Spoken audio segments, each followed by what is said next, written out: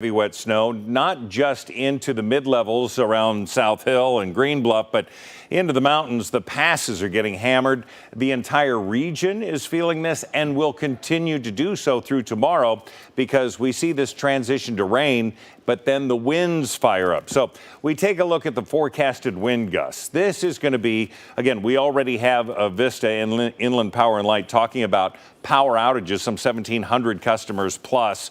They're working on that most likely from downlines from heavy wet snow. It's going to be those trees and those power lines that are affected by the winds that we're going to see gusting. So we have 20 to 30 mile an hour gusts. That's going to happen around dinner time tonight. So we're seeing these winds really increase for the afternoon.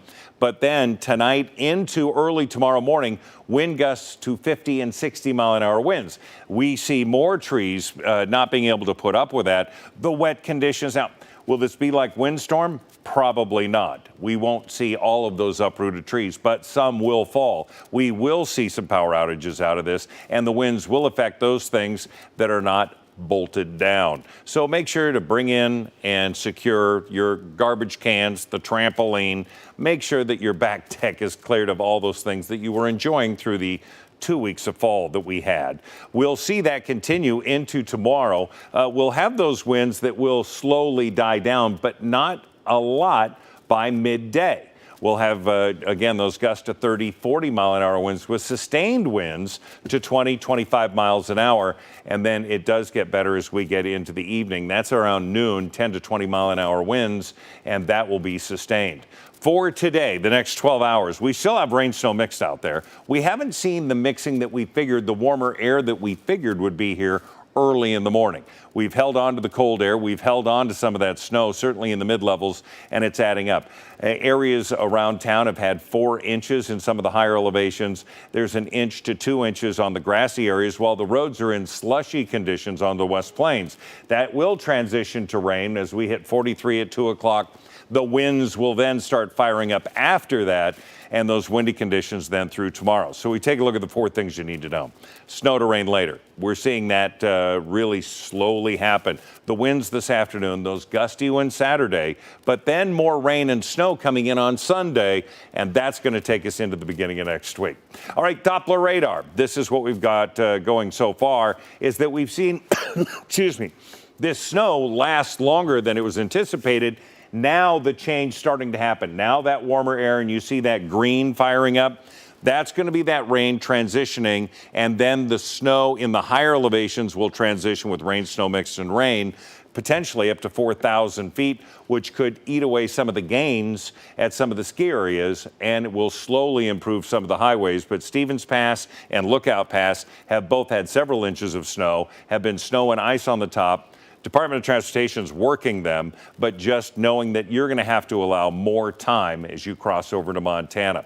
So that radar closer to home, we see the rain in around Spokane, Cheney, and then on I-90 all the way through Ritzville. Those winds are going to fire up. We still have and will continue to see that snow around. So the sustained winds, those winds that will just be there, we're going to see those winds to 33, 38 miles an hour later on, and then coming back down. So sustained winds in excess of 25 miles an hour is very blustery, and then those gusts that will affect it. That high wind watch continues through 11 o'clock Saturday morning. So that's going to go into effect for later on this afternoon, taking us through Saturday, and it's the real deal. All right, we're going to end on this with a planning forecast. We've had 5 minutes of your time, and I appreciate you watching. 50 today, 45 on Saturday. Remember Saturday night after the winds and all the details, you're going to have to reset some clocks because we're going to fall back 1 hour. Sunday, we see increased chances of showers through the day, rain, snow mix to snow overnight with an overnight low of 22. That's a Monday morning commute with snow on the ground, and then cold with the snow ending Saturday or Monday late. And we're going to see 28 for the high there. Then the Arctic air mass comes in, and we're going to have temperatures in the 20s during the day. The overnight lows into the teens, so we need to prepare for that. unhook all the hoses from the hose bibs, make sure that your sprinkler is blown out or on a list to do it relatively soon, and changing the filters in your heater system, your heating and cooling system would be a great idea about now, because we've come through the smoke, we've had the dust, now it's going to be this clean cold air, but it's time to get that furnace moving as efficiently as possible. I'm Mark Peterson. We'll continue to keep you up to date online at KXLY.com. And of course, 4 News Now at 5, 6, and 11 tonight. Chris Crocker taking you through the other changes coming our way on this alert weather day. We thank you for watching, and please be careful out there.